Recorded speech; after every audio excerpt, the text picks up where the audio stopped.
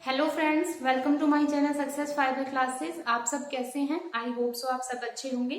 तो जैसा कि आपको पता है, अक्टूबर में एस्टेट 2024 का नोटिफिकेशन आउट हो जाएगा और उसका एग्जाम नवंबर या दिसंबर में होगा, दिसंबर के स्टार्टिंग में और नवंबर के एंडिंग में। तो मैंने एस्टेट के रिगार्डिंग बहुत सी वीडियो अपने चैनल पर डाल दी है कि बिगिनर्स को एस्टेट की तैयारी कैसे करनी चाहिए, ठीक है, उनको जनरल पार्ट कैसे प्रिपेयर करना चाहिए, जनरल पार्ट में किस सब्जेक्ट पर आपको फोकस करना चाहिए, किन चीजों की वजह से एस्टेट निकल सकता है। मैंने इनके रिगार्डिंग वीडियो डाल रखी है, आप मेरे चैनल पर विजिट करके वो वीडियो देख सकते हैं। आज की जो हमारी वीडियो रहेगी, इसमें हम एस्टेट टीजीटी साइंस प्रिपरेशन के बारे में बात करेंगे कि जो भी कैंडिडेट्स एस्टेट टीजीटी साइंस की प्रिपरेशन कर रहे हैं तो उनको क्या अपनी अप्रोच रखनी चाहिए, क्या उनको पढ़ना चाहिए, कितना उनको पढ़ना चाहिए, ताकि आप फर्स्ट अटेम्प्ट में अपना टीजीटी साइंस है वो क्लियर कर सके। ठीक है, आपको बहुत से यूट्यूब पर वीडियो मिलेगी, उसमें सबको एक ही रट लगा रखी है सबने कि एनसीईआरटी पढ़ लो। ठीक है भाई, आप 11th 12th की फिजिक्स केमिस्ट्री बायो कितनी पढ़ोगे? ठीक है, तो आपको पहले एस्टेट का पता तो होना चाहिए कि कितने मतलब क्वेश्चन यहाँ पर पूछे जाते हैं। अगर हम 2023 की बात करें तो केमिस्ट्री के केवल 10 क्वेश्चन पूछे गए थे।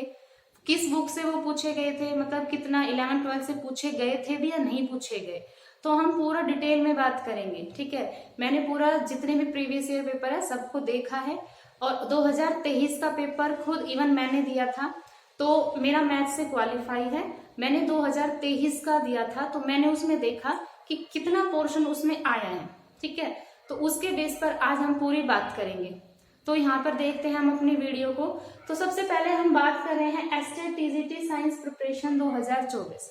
ठीक है, एक बात और मैं बताना चाहूंगी कि अगर आप लोगों का एस्टेट क्लियर हो जाता है तो आप अपनी बेसिक इंफॉर्मेशन के लिए आप एस्टेट को फिर से दे सकते हैं। जरूरी नहीं है कि आपका कोई पेपर क्लियर हो जाता है तो आप वहीं तक सीमित हो, नहीं, आप अपने मतलब मार्क्स बढ़ाने के लिए उसमें कर सकते हो। हालांकि इनके मार्क्स का कहीं रोल नहीं होता है, एस्टेट का सिर्फ क्वालिफाइंग नेचर होता है। फिर भी भाई हम कितना जान पाते हैं किसी चीज को, ठीक है, तो उनका एक डिटेल एनालिसिस करने के लिए आप एग्जाम को गो थ्रू कर लिया करो, दे लिया करो, देने से कोई दिक्कत नहीं होती। ठीक है, तो चलिए अब हम देखते हैं इस वीडियो में। हम बात करें यहाँ पे टीजीटी साइंस प्रिपरेशन एस्टेट के लिए। अब यहाँ पे टीजीटी साइंस की अगर हम बात करें तो कौन बच्चा टीजीटी साइंस से अप्लाई कर सकता है? देखो, एलिजिबिलिटी की अगर हम बात करते हैं तो ग्रेजुएशन आपकी होनी चाहिए। ठीक है, बीएड आपकी होनी चाहिए मैथ साइंस में। अगर बीएड आपने मैथ साइंस में कर रखी है तो आप एस्टेट टीजीटी साइंस को अप्लाई कर सकते हैं। जिन्होंने बीएड मैथ्स और साइंस से कर रखे है वो साइंस से भी इसको क्वालिफाई कर सकता है, मतलब साइंस के लिए भी अप्लाई कर सकता है एस्टेट में, और वो मैथ के लिए भी अप्लाई कर सकता है। बस एक बार में एक ही, क्योंकि आपको पता है टीजीटी का पेपर एक ही दिन होता है। ठीक है, तो या तो अपना पहले साइंस क्लियर कर लीजिए या फिर आप अपना मैथ क्लियर कर लीजिए। ठीक है, दोनों के लिए क्वालिफिकेशन क्या है, यही होनी चाहिए कि बीएड आपकी मैथ और साइंस में अगर आपका टीचिंग सब्जेक्ट है और ग्रेजुएशन है तो आप टीजीटी साइंस एस्टेट है वो फिल कर सकते हैं। अब हम बात करते हैं, यहाँ पे 60 मार्क्स का हमारा सब्जेक्ट होता है। अब ये 60 मार्क्स डिवाइड होता है। देखो, हमें पता है कि साइंस में जैसे मैंने एस्टेट 2023 का पेपर देखा तो उसमें क्या है, फिजिक्स के क्वेश्चन भी बने हैं, केमिस्ट्री के क्वेश्चन भी बने हैं, ठीक है, बायोलॉजी के क्वेश्चन भी बने हैं, और जो साइंस हमारी एवरीडे लाइफ में यूज होती है उसके क्वेश्चन भी यहाँ पर बने हैं। एवरीडे लाइफ की साइंस कौन सी होती है ये भी हम बात करेंगे। तो सबसे पहले आपको यहाँ पर कितनी क्लास तक आपको ये पढ़ना चाहिए? मैंने जहां तक इनके पेपर देखे हैं, फिजिक्स आपकी नॉर्मली 10 तक पूछी गई है। 11th का कोई रोल ही नहीं है फिजिक्स का। ठीक है, हाँ, आप फिजिक्स के वो टॉपिक कर सकते हो जो 9th और 10th में हो और वो 11th में भी उसका थोड़ा बहुत डिटेल हो। जैसे आपने मोशन पढ़ी है, ठीक है, आपको पता है 9th क्लास में मोशन का चैप्टर आता है, तो 11th में जो मोशन वाला चैप्टर है आप उसको कवर करें। यानी आपको सिर्फ फिजिक्स में वो ही टॉपिक 11th के करने हैं जो 9th और 10th में है, इसके अलावा आपको नहीं करने। लाइट वाला टॉपिक है, अगर आप 10th तक कर लेते हो तो इनफ है। ठीक है, ग्रेविटेशन वाला टॉपिक अगर आप 10th तक का कर लेते हो मोर देन इनफ है, क्योंकि पिछली बार टीजीटी साइंस में जो 2023 में इसका क्वेश्चन पूछा गया था, बिल्कुल बच्चों जैसा क्वेश्चन पूछा गया था, ग्रेविटेशनल फोर्स की रेंज पूछी गई थी, और ये 9th की बुक में साफ साफ लिखा हुआ है ग्रेविटेशनल फोर्स की रेंज। ठीक है, तो इसका मतलब आपको यहाँ पर फिजिक्स सिर्फ 9th 10th में जो है आपको सिर्फ वो वाली पढ़नी है। हाँ, एक क्वेश्चन बना था इसका, वो बना था फोर्स का, वेक्टर का। तो मैंने यही तो बोला है कि जो चैप्टर आपके 9th में है, जैसे 9th में आपका फोर्स आता है तो आप 11th में उसको पढ़िए, 11th की बुक से आप उसको पढ़िए, ठीक है। तो इसका मतलब आपको पता चल गया होगा कि आपको क्या पढ़ना है, ठीक है। उसके बाद हम चलते हैं केमिस्ट्री में। केमिस्ट्री में सिर्फ 10 क्वेश्चन इसके बने थे, ठीक है, और 10 क्वेश्चन बिल्कुल इजी इजी से पूछे गए थे। एक तो ये इंडिकेटर का पूछा गया था, ठीक है, एक रिएक्शंस का पूछा गया था, आपको 4 रिएक्शन दे दी गई थी, इनके नाम दे दिए गए थे और आपको वहां पर क्या था, उनका मैचअप करना था। एक आपका मेटल और नॉन मेटल जो क्लास 10th की बुक में है उससे एक रिएक्टिविटी ऑर्डर पूछा गया था, ठीक है। एक मतलब सोडियम ब्रोमाइड का कुछ दे दिया गया था और उसमें उसका सोडियम का मास पता करना था, ठीक है। तो इसका मतलब क्या है कि यहाँ पर आपको 9th और 10th की केमिस्ट्री तो टिप्स पर होनी चाहिए। एक 9th की केमिस्ट्री से क्वेश्चन पूछा गया था सेकेंड चैप्टर में, जो हम सेग्रेशन वाला टॉपिक पढ़ते हैं, ठीक है, मतलब उसमें जो टेक्निक्स होती है ना सेपरेशन वाली, उससे क्वेश्चन बना था, ठीक है। तो इसका मतलब आपको 9th और 10th की केमिस्ट्री तो आपकी टिप्स पर होनी चाहिए। अब 9th और 10th की केमिस्ट्री के सिर्फ वही टॉपिक्स आपको पढ़ने हैं 11th और 12th के जो 9th 10th में हो, ठीक है।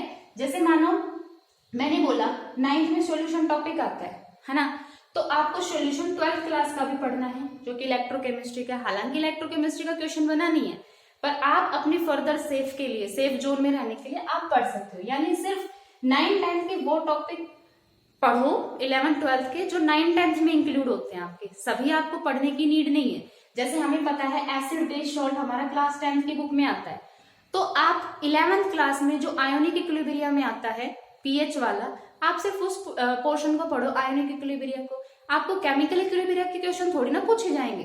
तो पढ़ने का एक तरीका होना चाहिए कि आपको किस वे में पढ़ना है, ठीक है। उसके बाद फिर हम पूछते हैं बायोलॉजी। बायोलॉजी में आपको बोलूंगी, बायोलॉजी आपको 11th 12th की पढ़नी है ना, क्योंकि एचटेट में हमेशा बायोलॉजी ही सबसे ज्यादा आती है। तो आपको यहाँ पर 11th 12th की बायोलॉजी पढ़नी है। बाकी आपको फिजिक्स केमिस्ट्री 11th 12th की पढ़ने की नीड नहीं है।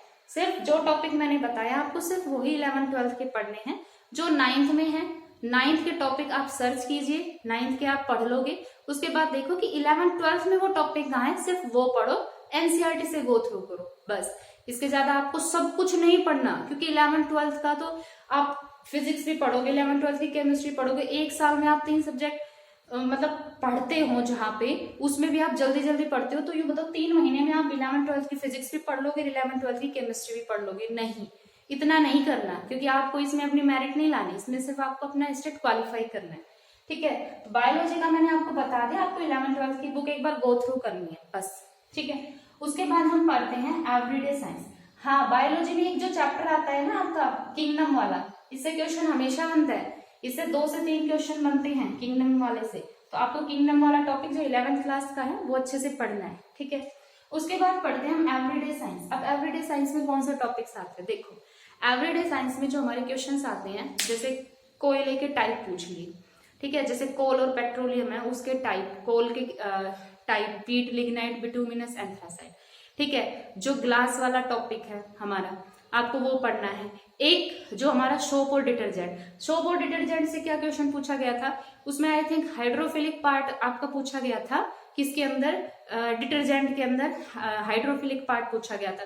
तो ये तो क्लास 10th में हमारी जो केमिस्ट्री आती है उसी में ही है ये, ठीक है। कार्बोनेटस कंपाउंड वाला चैप्टर, उसके लास्ट में सोप और डिटर्जेंट है, वहीं से इसका क्वेश्चन बन गया था, ठीक है। तो everyday life science, everyday science में जो हमारे टॉपिक्स है, जैसे कोल और पेट्रोलियम का हो गया, ठीक है, सीमेंट वाला टॉपिक हो गया, ठीक है, सीमेंट की जनरल जो मैन्युफैक्चर है भाई, किस किस के कॉम्बिनेशन से ये बना है, आपको वो पढ़ना है, ठीक है। और जितने भी और टॉपिक आते हैं हमारी एवरीडे लाइफ में, आपको सिर्फ वो पढ़ने हैं, इससे ज्यादा आपको कुछ नहीं पढ़ना, क्योंकि 60 में ये 4 तो आते हैं। इसके अलावा भाई टीचिंग एप्टीट्यूड भी तो आता है, मतलब जो टीचिंग मेथड है साइंस की वो भी तो आएगी। तो 5 क्वेश्चन तो उसी के ही बनते हैं हमारे साइंस में, जो टीचिंग एप्टीट्यूड है उसके क्वेश्चन बनेंगे, ठीक है। बच्चे 55 मार्क्स वो आपके डिवाइड होते हैं फिजिक्स में, केमिस्ट्री में, बायोलॉजी में, और जो हमारी एवरीडे साइंस है उसके, ठीक है। तो मेरा मेन पर्पज कहने का क्या है, मेन कंक्लूजन जो इस वीडियो का निकला है वो क्या निकला है, आपको पूरी 11th 12th की बुक नहीं पढ़नी कि आपने 11th 12th की बुक उठा ली, आप तो फिजिक्स पढ़ने लग गए, 11th की फिर 12th की फिजिक्स पढ़ने लग गए, आप केमिस्ट्री पढ़ने लग गए 11th की फिर 12th की। पहले आप देख 9th 10th का आपको अपने अच्छे से टिप्स पे करो, 9th 10th के टॉपिक जो 12th में है वो पढ़ो, बस। इसके अलावा आपको सब कुछ नहीं पढ़ना, और ये सिर्फ 3 महीने का काम है। 3 महीने में आसानी से प्रिपेयर आपकी हो जाएगी, क्योंकि इसके अलावा आपके पास जनरल पार्ट भी तो है। आपको इसमें कोई टॉप थोड़ी ना करना है, क्वालिफाई करना है। ठीक है, तो आई होप आपको समझ आ गया होगा कि आपको क्या पढ़ना है। ठीक है, सब कुछ नहीं पढ़ना। तो अगर वीडियो अच्छी लगी है तो चैनल को लाइक, शेयर और सब्सक्राइब कीजिए। Thank you very much.